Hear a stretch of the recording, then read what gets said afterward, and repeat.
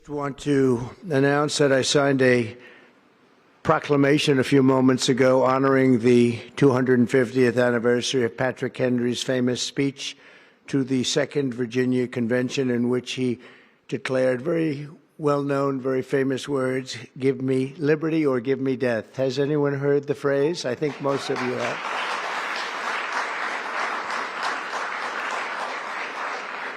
And moments ago, I also signed an executive order to dramatically increase production of critical minerals and rare earths. It's a big thing in this country, and as you know, we're also signing agreements in various locations to unlock rare earths and minerals and lots of other things all over the world, but in particular Ukraine. We're doing very well with regard to Ukraine and Russia.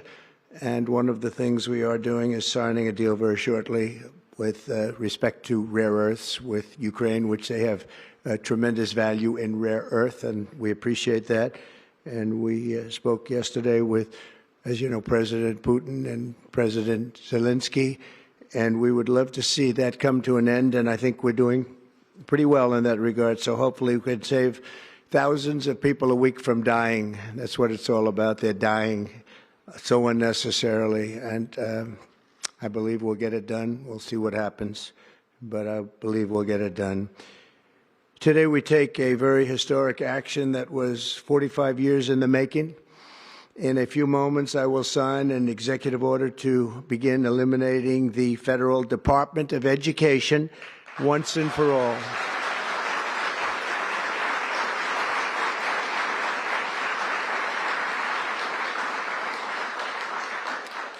And it sounds strange, doesn't it? Department of Education, we're going to eliminate it. And everybody knows it's right. And the Democrats know it's right, and I hope they're going to be voting for it, because ultimately it may come before them. But everybody knows it's right, and we have to get our children educated. We're not doing well with the world of education in this country, and we haven't for a long time. And we're pleased to be joined today by the woman who I chose because she's an extraordinary person, and hopefully she will be our last Secretary of Education, Linda McMahon. Linda, thank you. Thank you very much. That's another interesting statement. It's an interesting opening, right?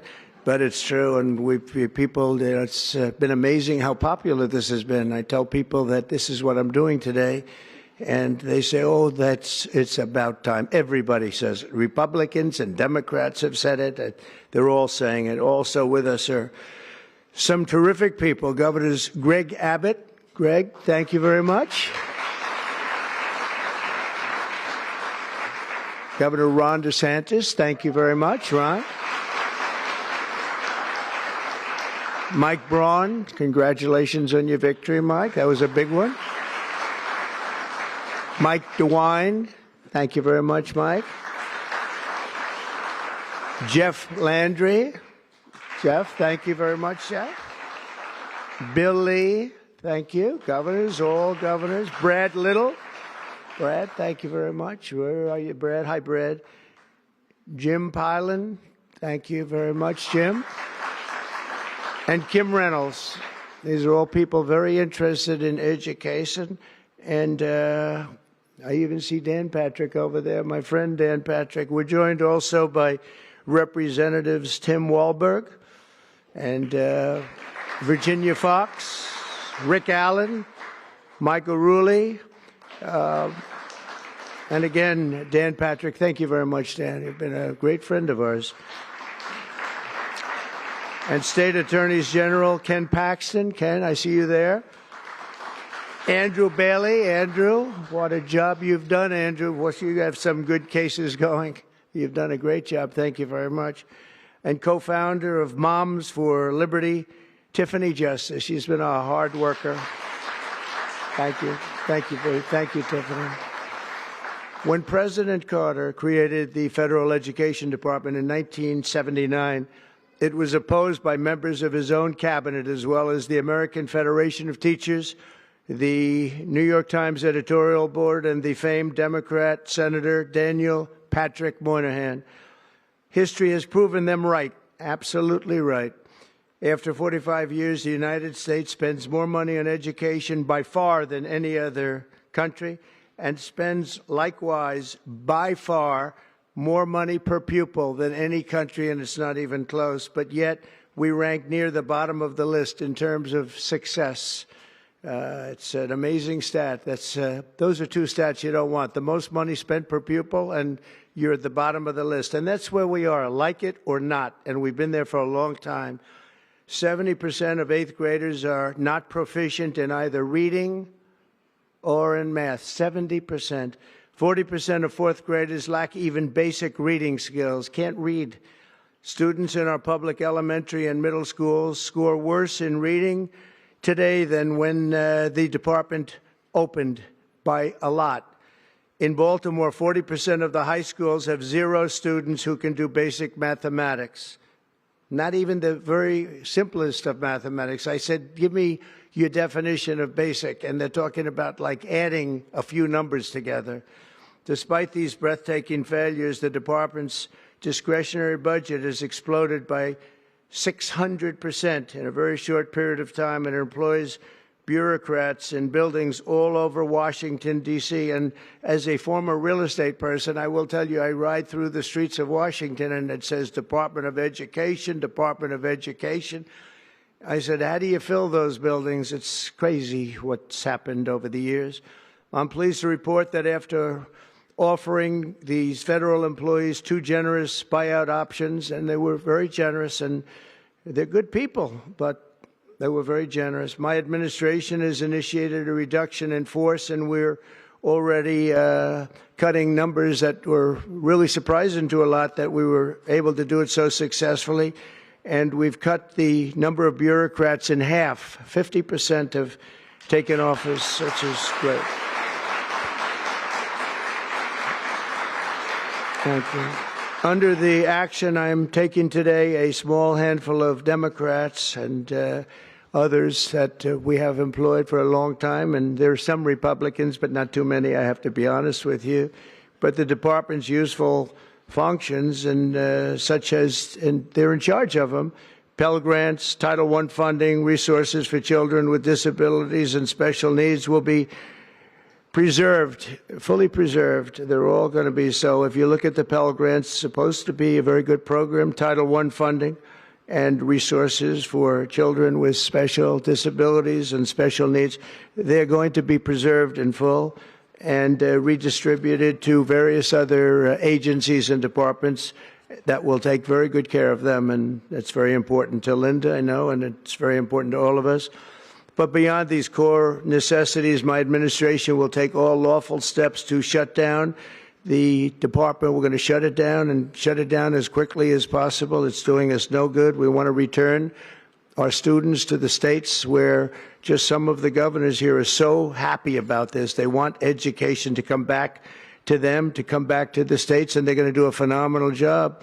You know, if you look, Denmark, Norway, Sweden, I have to tell you, I give them a lot of credit. China's top 10. And so we can't now say that bigness is making it impossible to educate, because China is very big. But you have countries that do a very good job in education. And I really believe, like some of the governors here today, from states that run very, very well, including a big state like Texas, but states that run very well are going to have education that will be as good as Norway, Denmark, Sweden, and those top, Finland, those top countries that do so well with education. I think they'll do every bit as well. And what do you think about that, Governor? Do you agree? I think so. Ron, do you agree? I think so. Florida? Iowa? That's right. I really believe that. They'll be as good as any of them. And then you'll have some laggards, and we'll work with them. And we can all tell you who the laggards will be right now, probably, but let's not get into that. But we'll work with them, and we're going to make them, they'll do a job. I think they'll do a job, and they'll go to sections of the state. For instance, New York, you'll have a Manhattan, and you'll have a Suffolk County, and you'll have Nassau County, and you'll have Westchester County. You'll do 4 or 5 or 6 of them. You have upstate New York, and those counties, I think, are going to do very well. And I think ultimately Manhattan should do very well. But we'll break it down into sections, and I think it'll be really, really good. And they're going to be probably the tougher ones, but I think they have a chance to do really well. But we're going to be returning education very simply back to the states where it belongs, and this is a very popular thing to do, but much more importantly, it's a common sense thing to do, and it's going to work. Absolutely, it's going to work. And I can tell you from dealing with the governors and others in the state, they want it so badly. They want to take their children back and really teach their children individually. Probably the cost will be half, and the education will be maybe many, many times better. So we look forward to this. I want to just make one little personal statement. Teachers, to me, are among the most important people in this country, and we're going to take care of our teachers. And I don't care if they're in the union or not in the union. That doesn't matter. But we're going to take care of our teachers, and I believe the states will take actually better care of them than they are taken care of right now. They'll work all sorts of systems and even merit systems. Those great teachers are going to be maybe a little bit better rewarded, or maybe that's the way it should be, but the states are going to make that decision. But we're going to love and cherish our teachers along with our children, and they're going to work with the parents, and they're going to work with everybody else, and it's going to be an amazing thing to watch, and it's really going to be something special. And Linda, you're presiding over something that's so important, and you're going to do a fantastic job, just like you have your whole life. I know your whole life I've been watching you. I've been watching you for a long time. She's had nothing but success. So it's tremendous to have you, and hopefully you won't be there too long, but we're going to find something else for you, Linda, okay? So this will conclude what we are talking about with respect to our most cherished group of people, and that's our children. We want to have our children well educated. We want them to love going to school. We have examples of it. Look at those beautiful, bright-eyed faces. They are so smart. They're so smart. And with that, I'm going to come down, and we're going to sign a very important document, and we're going to be on our way. People have wanted to do this for many, many years, for many, many decades. And I don't know, no president ever got around to doing it, but I'm getting around to doing it. So thank you very much.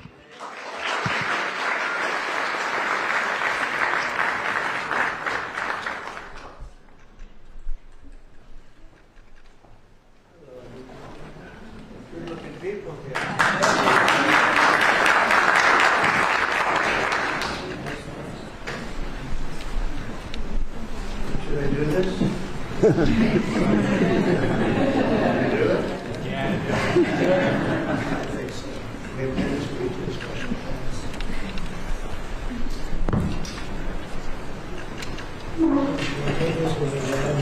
was very lucky. I signed another document that turned out to be very good for the country, and I said, let's use that same pen. I don't know, is anybody superstitious? Ron, are you superstitious? Let's use that same pen.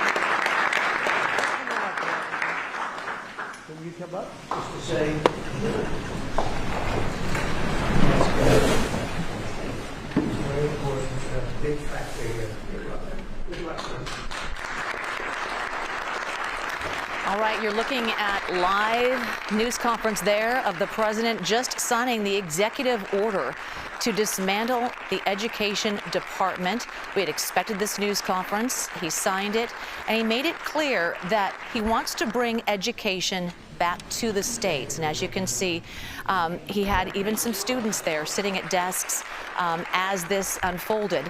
So right now, the Trump administration is going to be giving guidance about what would happen now that the DOE is dismantled. And keep in mind, he still needs full approval of the Congress to make this happen. So again, you're looking at not live pictures from the White House. President Trump just signed the order to dismantle the education department. What does this mean for special education? What does this mean for loans? What does this mean for Pell Grants? We're going to break it down with our correspondents next.